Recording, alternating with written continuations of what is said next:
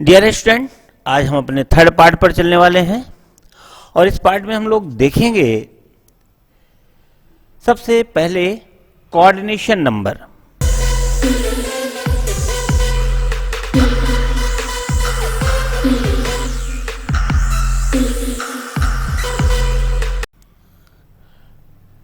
Coordination number, तो coordination number क्या है, इस बात को यहां पर समझने का प्रयास करते हैं। तो यहां पर आप देखोगे कोऑर्डिनेशन नंबर, इसके लिए आपको क्लोज पैक्ड स्ट्रक्चर आपको तैयार करने होंगे। जो पीछे मैंने अपने कुछ मेरी एनिमेशंस वीडियोस हैं तो उसमें पूरा क्लोज पैक्ड स्ट्रक्चर मैं आपको बता रहा हूं, यहां पर नोट करके रखें। Close packed structure.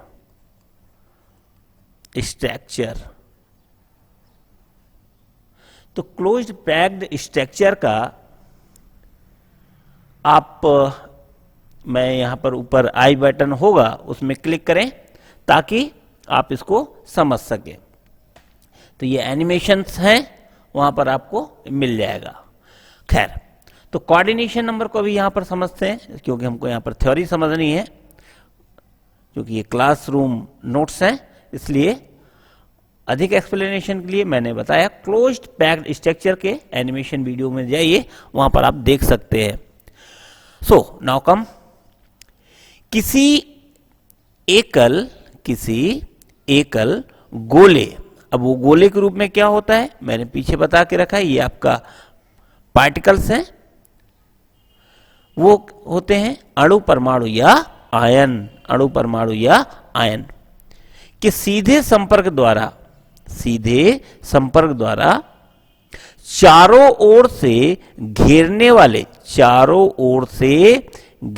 वाले गोलों की संख्या को उस क्रिस्टल की कोऑर्डिनेशन नंबर या समन्वय संख्या कहते हैं। तो कोऑर्डिनेशन नंबर क्या है, आप इसकी डेफिनेशन नोट करके रखें। किसी एकल गोले अणु परमाणु या आयन के सीधे संपर्क द्वारा चारों ओर से घेरने वाले गोलों की संख्या को उस क्रिस्टल की कोऑर्डिनेशन नंबर कहते हैं। तो इसके लिए मैं एक छोटा सा हिंट आपको दे देता हूं यहां पर, तो आप इसको थोड़ा सा समझ सकते हैं और आप एनिमेशन वीडियो से इसको जाकर के देख सकते हैं। तो आई बटन भी होगी, तो यहां पर आप चेक कर सकते हैं। तो चलिए इसको समझ लेते हैं पहले हम लोग। मान लीजिए, सपोज कीजिए कि ये कुछ पार्टिकल्स हैं और एक दूसरे को टच करके रखा हुआ है। ये 1 डायमेंशन है, वहां पर मैंने 1 डायमेंशन, 2 डायमेंशन और 3 डायमेंशन की बात की है, यहां पर सिर्फ एक एक्सप्लेनेशन। मान लीजिए अब मैं इस गोले को ले रहा हूं, सपोज करें मैंने इस गोले को लिया, तो चलिए देखते हैं इसको। मान लीजिए इस गोले को मैंने देखा, आप किसी को भी देख सकते हैं। मान लीजिए इस गोले को मैंने देखा, तो इससे कितने टच कर रहे हैं, तो इसको टच करने वाले की संख्या आप देखो जरा, इसको टच करने वालों की संख्या है, एक तो आप देखेंगे, एक तो ये गोला टच कर रहा है इसको और एक गोला ये टच कर रहा है। तो इस गोले को अन्य 2 गोले टच कर रहे हैं, तो एक ये और एक ये, तो इसकी कोऑर्डिनेशन नंबर आएगी 2। इसकी कोऑर्डिनेशन नंबर कितनी आएगी? 2। तो इसी प्रकार से किसी एकल गोला हो गया अणु परमाणु या आयन के सीधे संपर्क में चारों ओर से घेरने वाले गोलों की संख्या को उस क्रिस्टल की कोऑर्डिनेशन नंबर कहते हैं। तो यहां पर कोऑर्डिनेशन नंबर कितनी आ गई? 2 आ गई। अब आपको इनको तैयार करना है, याद करना है। जो आपका सरल घनीय निकाय है, यानी सिंपल क्यूबिक जो सिस्टम है, उसका जो कोऑर्डिनेशन नंबर आएगा उसकी होती है 6। कितनी होती है? 6। दूसरा है बीसीसी। बीसीसी की जो कोऑर्डिनेशन नंबर है वो है 8 और एफसीसी की कोऑर्डिनेशन नंबर है 12। इसको आपको याद करना है, ये पेपर के लिए बहुत इंपॉर्टेंट है, वेरी इंपॉर्टेंट। तो यहां पर सिंपल क्यूबिक की कितनी आई, वो है 6, बीसीसी की कितनी आई 8 और एफसीसी की कितनी आ रही है 12। इसको याद करके रखें। इसके बाद हम लोग यहां पर देखने वाले हैं इकाई सेल का घनत्व। इकाई सेल का घनत्व, इकाई सेल का घनत्व यानी density of unit cell, the density of unit cell. तो इसकी डेंसिटी क्या होगी, इस बात को समझते हैं। आखिर ये डेंसिटी होती क्या है यूनिट सेल की, तो प्रति इकाई यानी पर यूनिट सेल, प्रति इकाई के द्रव्यमान एवं इकाई सेल के कुल आयतन के अनुपात को इकाई सेल का घनत्व कहते हैं। इकाई सेल का घनत्व कहते हैं। अब इसको आप कैसे लिख सकते हो बेटा, इसको आप लिख सकते हो इकाई सेल का घनत्व रो, इसको हम डिनोट करते हैं रो से। तो रो इज इक्वल टू इकाई सेल का द्रव्यमान, इकाई सेल का द्रव्यमान बटा इकाई सेल का आयतन। इकाई सेल का द्रव्यमान बटा इकाई सेल का आयतन। अतः इसको हम ऐसे भी लिख सकते हैं रो इज इक्वल यानी इकाई सेल का घनत्व कणों की संख्या यानी नंबर ऑफ पार्टिकल इनटू प्रत्येक कण का द्रव्यमान बटे इकाई सेल का आयतन, इकाई सेल का आयतन। तो यहां पर इसको हम सांकेतिक रूप से रिप्रेजेंट करने वाले हैं Z इंटू एम अपॉन ए क्यूब इंटू एन। एन क्या है यहां पर, या एन नॉट क्या है, यहां पर एवोगैड्रो नंबर है, एवोगाड्रो संख्या। और एवोगाड्रो संख्या आपको पता है 6.023 इंटू 10 टू द पावर 23 होती है। तो ये वैल्यू आपको यहां पर प्लांट करनी है। तो यहां पर देखिए Z क्या है, Z है प्रति इकाई सेल के कणों की संख्या, ये देके रखा है। M क्या है, परमाणविक द्रव्यमान या आणविक द्रव्यमान है। N नॉट क्या है, एवोगैड्रो नंबर है जिसकी वैल्यू मैंने अभी बताई आपको। और A क्या है, इकाई सेल की कोर की लंबाई या इज लेंथ। तो यहां पर आप देखो पीएम में दी गई है, पिकोमीटर में दी गई है, उसको सीएम में बदलने के लिए आपको सिर्फ सिंपल है 10 टू द पावर माइनस 10 का मल्टीपल करना है। अब चूंकि ये क्यूब है तो यहां पर 30 हो जाएगा। तो इसको हम ये फार्मूला वेरी इंपॉर्टेंट, इससे हम लोग न्यूमेरिकल करने वाले हैं तो इसको तैयार रखें। एक फार्मूला वही है, तो यहां पर चूंकि पीएम में ये वैल्यू है और यहां पर ये सीएम में वैल्यू आएगी, तो बाकी कोई अंतर नहीं होने वाला है। दोनों फार्मूले आपको याद करने हैं, वेरी इंपॉर्टेंट।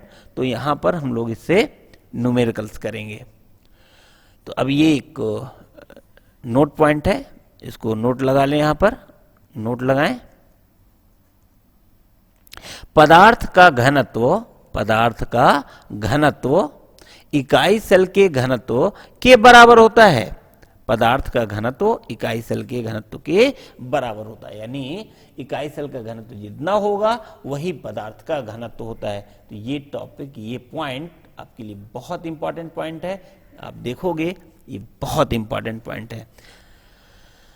तो आगे चलते हैं। अब हम यहां पर बात करने वाले हैं संकुल प्रभाज। यहां पर हम लोग बात करने वाले हैं संकुल प्रभाज। इसी को पैकिंग फ्रैक्शन कहते हैं हम लोग। पैकिंग फ्रैक्शन, दो चीजें होते हैं, packing fraction and packing efficiency. Packing efficiency, तो यहां पर दो चीजें हम लोग पढ़ते हैं। तो पैकिंग एफिशिएंसी के बारे में, पैकिंग फ्रैक्शन, और यहां पर काफी कंफ्यूजन हो जाता है कि जो पैकिंग फ्रैक्शन है और पैकिंग एफिशिएंसी दोनों एक जैसी हैं, लेकिन दोनों में बेटा बहुत अंतर होता है। इसको हम यहां पर समझने वाले हैं कैसे। तो पहले हम लोग पैकिंग फ्रैक्शन को समझेंगे। यहाँ पर पैकिंग फ्रैक्शन को समझेंगे। आप एक कल्पना कीजिए, आपके पास एक बॉक्स है, सपोज करें जिसमें हम लोग मिठाई बाजार से लाते हैं, ये बॉक्स है, और इसमें आपने लड्डू भर के रखे हुए हैं। क्या भर के रखे हुए हैं? लड्डू भर के रखे हुए हैं। ऐसे इसको आपने बहुत बढ़िया इसको सेट करके रखा हुआ है, ऐसे ऐसे। ये तो यहां पर आप देखोगे, इसको व्यवस्थित करने के बाद, इसको बिल्कुल पैक्ड करने के बाद फिर भी कुछ जगह खाली रह जाती है, कुछ जगह यहां पर खाली रह जाती है। आप देख पा रहे हो, लड्डू को सेट करने के बावजूद भी आप देखेंगे कि यहां पर कुछ जगह आपकी खाली रह जाएगी। ये जगह, यहां पर ये जगह ये खाली रह जाती है, ये रह जाती है। तो ये पैकिंग फ्रैक्शन के तहत आता है।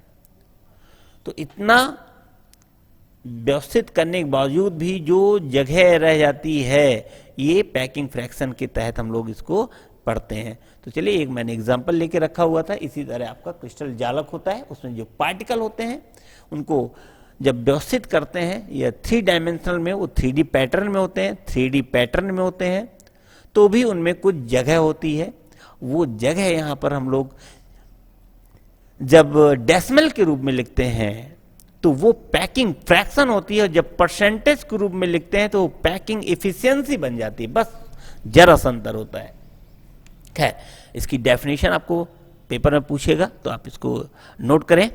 संकुलन का घनत्व, संकुलन का घनत्व, संकुलन का घनत्व यानी पैकिंग की डेंसिटी, संकुलन का घनत्व ये जालक संरचना में, या जालक संरचना में घिरा हुआ आयतन, जिसको घिरा हुआ आयतन जिसको इकाई सेल में उपस्थित, जिसको इकाई सेल में उपस्थित परमाणु द्वारा घेरे गए आयतन, परमाणु द्वारा घेरे गए आयतन एवं इकाई सेल के कुल आयतन, इकाई सेल के कुल आयतन के अनुपात द्वारा परिभाषित किया जाता है। तो यहां पर एक रेशियो आता है, और रेशियो को जब हम डेसिमल में बदल लेते हैं तो वो पैकिंग फ्रैक्शन बन जाता है, और जब उसी को परसेंटेज में नोट करते हैं तो वो पैकिंग इफिशियंसी बन जाती है। तो फॉर एग्जांपल, माना कि परमाणु के संकुलन की त्रिज्या है r, घन के कोर की लंबाई है a, तो घन का आयतन क्या होगा? v is equal A cube हो जाएगा। क्या हो जाएगा? a क्यूब हो जाएगा। अब मान लीजिए ये a है और ये भी a है। अब चूंकि ये 2 डायमेंशन है, अब इसको जब हम 3 डायमेंशन में बदलने वाले हैं तो देखिए जरा, इसको जब हमने 3 डायमेंशन में बदला तो एक a ये हो जाएगा, तो a इंटू a, तो यहां पर हो जाएगा a क्यूब। क्या हो जाएगा? a cube. तो v, तो ये इसका जो आयतन है वो a क्यूब के बराबर होगा। तो परमाणु का आयतन तो v, आप किसी भी, क्योंकि परमाणु कैसा होता है, वो गोलाकार होता है, और गोले का जो आयतन होता है 4/3 पाई आर क्यूब होता है, 4/3 पाई आर क्यूब होता है। तब संकुलन का घनत्व तो देखिए क्या निकलने वाला है, संकुलन का घनत्व आएगा Vz upon V is equal 4/3। यहां पर V क्या है आपका? यहां पर V है आपका गोले का आयतन यानी परमाणु का आयतन। यहां पर V क्या है? यहां पर V क्या है? यहां पर आपकी यूनिट सेल का आयतन हो गया। तो 4/3 pi R cube Z upon A cube. तो ये आपका फार्मूला डेराइव होगा। तो इस प्रकार से आप लोग इसको, इससे भी हम लोग न्यूमेरिकल्स करने वाले हैं, तो इसको आपको तैयार रखना है बेटा। तो चलिए, very important formula, very important, इसको भी आप नोट करके रखें और इसकी प्रैक्टिस करें। इसके अलावा अन्य लक्षण अगर मैं देखूं यहां पर, तो आप देखेंगे ये चीज आपको याद होनी चाहिए। यूनिट सेल, एक है सिंपल यूनिट सेल, दूसरा है बीसीसी और तीसरा है एफसीसी। तो सिंपल यूनिट सेल यहाँ पर आपकी BCC और ये आपका FCC। तो इसमें आपको ध्यान रखना है, ये चीज़ें मैं पीछे बता चुका हूँ। इसमें नंबर ऑफ एटम कितना होगा, इसमें 1 होगा, इसमें 2 होगा और इसमें 4 होगा। इसका संकलन प्रभाव देख लें कितना है बेटा, यानी पैकिंग फ्रैक्शन कितना है, पैकिंग फ्रैक्शन कितना है, पैकिंग फ्रैक्शन इसका 0.524, इसका कितना है 0.68, इसका कितना है 0.74। अब इसकी पैकिंग इफिशियंसी को देख लें, पैकिंग इफिशियंसी, तो पैकिंग इफिशियंसी इसकी कितनी आ रही है बेटा, तो ये परसेंटेज वैल्यू हमने निकाल ली, ये आ रही है 52.4%, ये आ रही है 68% और ये आ रही है 74%। परमाणु त्रिज्या अगर हम इसकी बात करें, SC की बात करें, सिंपल क्यूबिक की बात करें, तो ये आ जाएगी 0.5A, इसकी कितनी आएगी √3A/4 या 0.433A, या और FCC की बात करें तो इसकी रेडियस निकलेगी A/2 या इसी की वैल्यू निकल के आएगी 0.3535A। अब यहां पर डिस्टेंस भी हम लोग निकाल लेते हैं, डिस्टेंस, तो ये D = A, यहां पर कितना आने वाला है, D √3/2A, ये वैल्यू आएगी 0.866A, और यहां पर आएगी D FCC के लिए होगी D A/√2, या इसी को हम कह सकते हैं 0.707A। तो आप इसको नोट करके रखें, ये आपके पेपर में पूछ लिए जाते हैं ऑब्जेक्टिव में। तो ये सबसे पहले, क्योंकि क्लासरूम नोट्स है, अब ये कैसी वैल्यू आती है इसको हम लोग आगे जरूर देखेंगे। चलिए नेक्स्ट बढ़ते हैं। अब हम बात करने वाले हैं रिक्तिका की। अब हम लोग बात करने वाले हैं रिक्तिका, वॉइड्स की। तो ये भी बहुत ही इंपॉर्टेंट टॉपिक है, इंपॉर्टेंट है ये। तो वॉइड्स क्या होते हैं, ये रिक्तिकाएं क्या होती हैं, इसको समझते हैं। तो रिक्तिका हालांकि 3 प्रकार की होती है यहाँ पर। पहला होता है ट्राइगोनल, दूसरा होता है टेट्रागोनल टेट्राहेड्रल, और चौथा होता है ऑक्टाहेड्रल। तो यहाँ पर 3 प्रकार की रिक्तिकाएं होती हैं बेटा। पहला है ट्राइगोनल वॉइड, दूसरा है टेट्राहेड्रल वॉइड, और तीसरा होता है ऑक्टाहेड्रल वॉइड। तो ये वॉइड्स क्या होती है पहले ये समझ लेते हैं। चलिए मान लीजिए, जैसे अगर आप मैं एक एग्जांपल ले लेता हूं, यहां पर आप देखेंगे, यहां पर एक एग्जांपल लेता हूं, इसको अगर आप ध्यान से देखें, ये तो जब इसको आप ध्यान से देखोगे, यहां पर 3 गोलों को सटा के रखा गया है, एक दूसरे से 3 गोलों को सटा के रखा गया है। आप देखें, पहला गोला ये हो गया, दूसरा ये हो गया, तीसरा ये हो गया, और ये जो तीनों को सटा के रखने के बाद ये जो जगह निकल रही है, यहाँ पर ये जो जगह निकल रही है, इस जगह को हम बोलते हैं वॉइड। इसको हम क्या बोलेंगे, वॉइड बोलते हैं, वॉइड्स बोलते हैं। तो ये आपकी वॉइड है, यानी रिक्तिका है। तो ये ट्राइगोनल है, कैसी है बेटा, ट्राइगोनल। आप देख रहे हैं 3 कोने की आपको दिख रही है, ट्राइगोनल वॉइड है। तो ये ट्राइगोनल है, तो इस कारण से ये 3 कोण की आपको दिखाई दे रही है, तो ये वॉइड कहलाती है। और ये कौन सी वॉइड बनेगी, ट्राइगोनल वॉइड बनेगी। इसके साथ तो अब आप वॉइड समझ गए होंगे, इसकी परिभाषा को देखें। क्रिस्टल जालक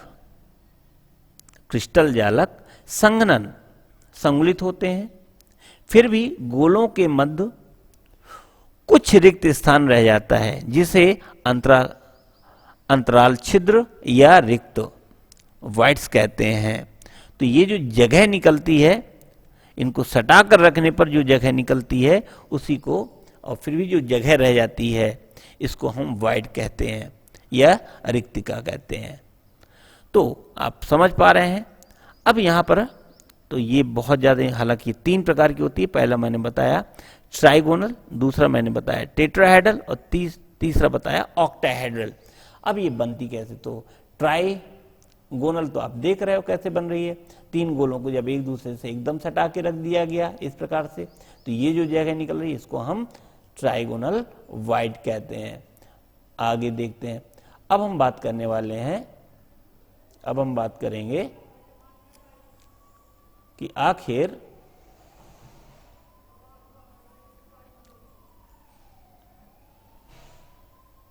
टेट्राहेड्रल वाइड कैसे निकलती है। तो टेट्राहेड्रल वाइड को समझे यहां पर अगर हम, तो टेट्राहेड्रल वाइड को जब समझेंगे तो आप देखोगे यहां पर कैसे निकलने वाली है ये। चलिए देखते हैं।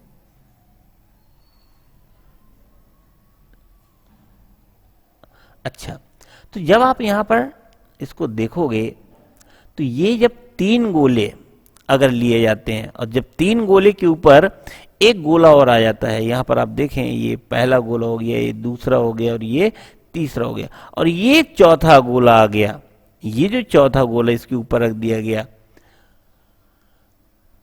हालांकि इसको समझने के लिए मैंने एक एनिमेशंस वीडियो बनाई हुई है, उसको आप जाकर के देखें। इसको देखना बहुत जरूरी है। वाइड की एक मैंने एनिमेशन वीडियो दी है, वहां पर ये क्लियर दिखाया हुआ है ये किस प्रकार से कवर होते हैं। तो आप देख रहे हो ये पहला हो गया, ये दूसरा हो गया और ये तीसरा हो गया, इसके ऊपर ये चौथा गोला रख दिया गया। तो ये टेट्राहेड्रल वाइड यहाँ पर तैयार हो जाती है। आप देखेंगे अंदर ही अंदर यहाँ पर प्राप्त हो जाती है। तो इसको हम लोग बोलते हैं टेट्राहेड्रल वाइड। तो यहाँ पर वाइड कितने प्रकार की निकल के आ रही है, आपने देखा जो वाइड आ रही है यहाँ पर 3 प्रकार की मिल रही है आपको। आगे देखते हैं हम लोग, यहाँ पर थोड़ा सा और देखेंगे। तो यहाँ पर मैंने एक लिंक दे के रखा हुआ है, ऊपर आई बटन है, यहाँ पर जाएं और इसको आप देख सकते हैं। तो यहाँ पर समझें पहले। चलिए अब हम यहाँ पर बात करते हैं ऑक्टाहेड्रल वाइड की। किसकी बात करने वाले हैं? ऑक्टाहेड्रल वाइड की। तो ऑक्टाहेड्रल वाइड कब कैसे बनता है इसको भी समझ लेते हैं जरा। ऑक्टाहेड्रल वाइड जो बनेगा, तो टेट्राहेड्रल वाइड को पहले आप देख लें, कुछ इस प्रकार से होता है। टेट्राहेड्रल वाइड जो बनेगा कुछ ऐसा बनेगा।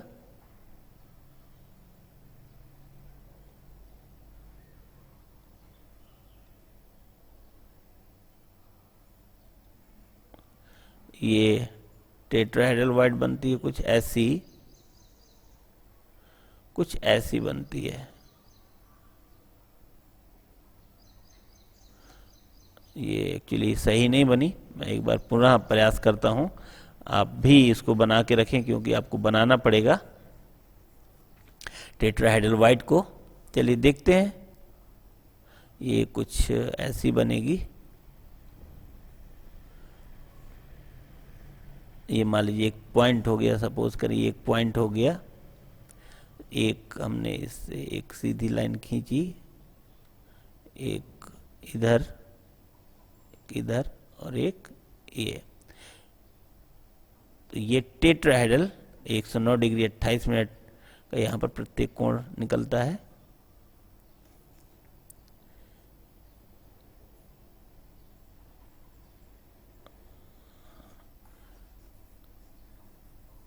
एक्चुअली थोड़ा सा ये प्रॉब्लम क्रिएट कर रहा है, इसको देखते हैं।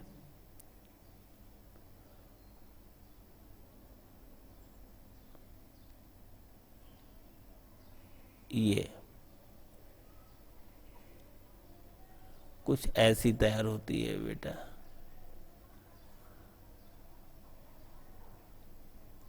ऐसी तैयार होती है।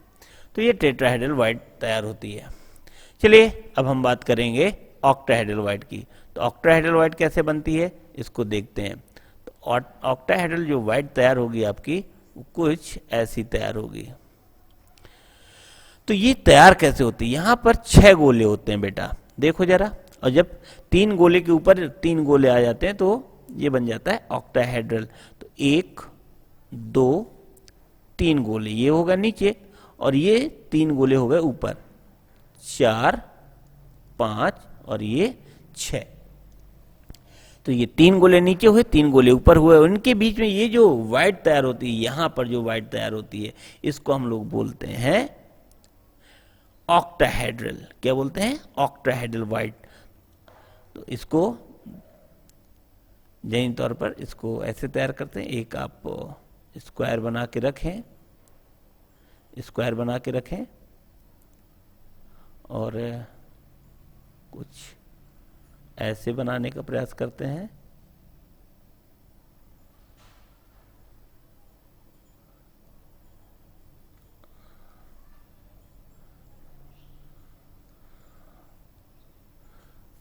ये भी गलत बन रही है। चलिए इसको थोड़ा सा एक बार फिर से प्रयास करते हैं, शायद सही बने, क्योंकि ये इलेक्ट्रॉनिक डिवाइसेस हैं, इनमें पेन वन चलाना बड़ा मुश्किल होता है बेटा, बोर्ड की बात दूसरी होती है।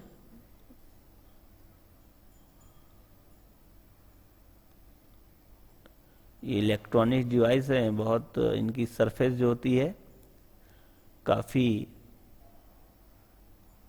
आपको ऐसे बनाना है, एक स्क्वायर बना लेना है, स्क्वायर के ऊपर एक ट्रायंगल बनाना है, और इसको आपको जोड़ना है यहां से,